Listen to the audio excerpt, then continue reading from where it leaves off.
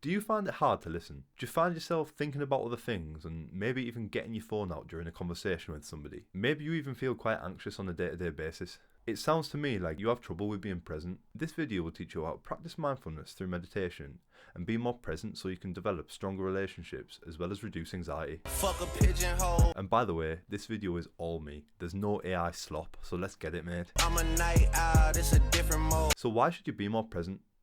Well, there's an age-old quote that goes a little something like this. If you are depressed, you are living in the past. If you are anxious, you are living in the future. And if you are at peace, you are living in the present. Being present is so important because you're more likely to live in the moment.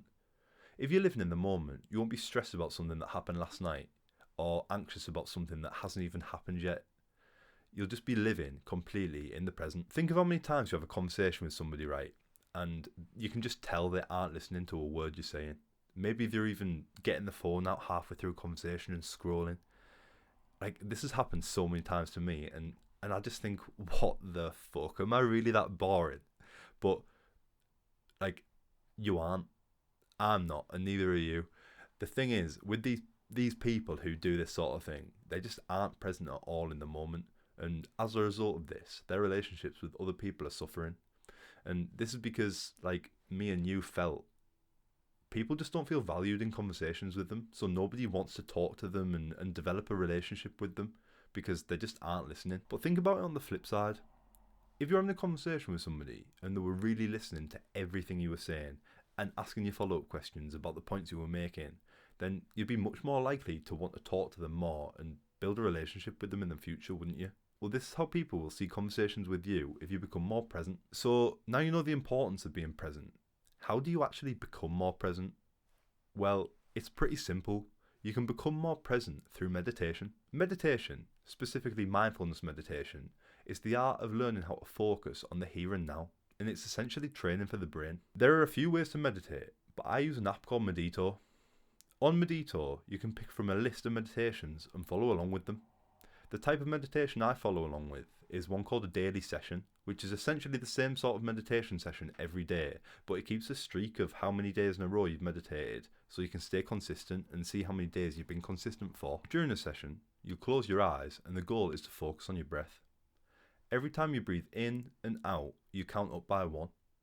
When you get to 10, you start over from 1, and you carry on through the session until the session ends. This will look a little something like this. 1, 2, 3, 4, 5, 6, 7, 8, 9, 10. 1, 2, 3. Now this sounds pretty simple, right?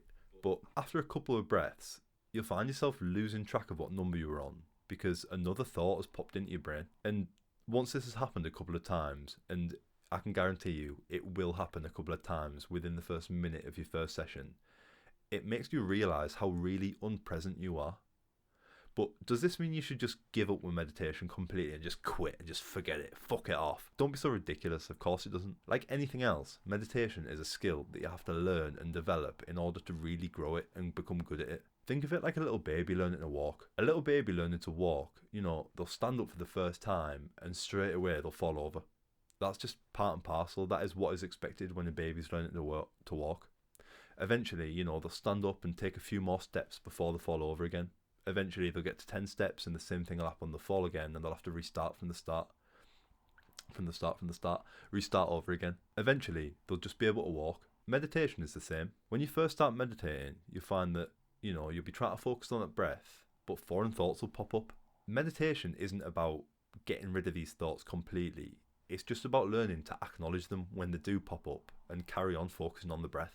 This acknowledgement of the thoughts, letting them go and carrying on the focus on the breath that is happening in the current moment is the thing that trains you how to be present. The more you meditate, the better at this you'll become, and then you'll start to see the mental benefits of meditation in day-to-day life. I found that meditating twice a day Once in the morning when you first wake up, within the first hour I'd say, and once at night, an hour before you go to bed, really help you to be present through the day. And that's it. That's everything a beginner needs to know about meditation. Now go and download Medito and do some meditation. I'll see you in a bit, you little beast. I love you.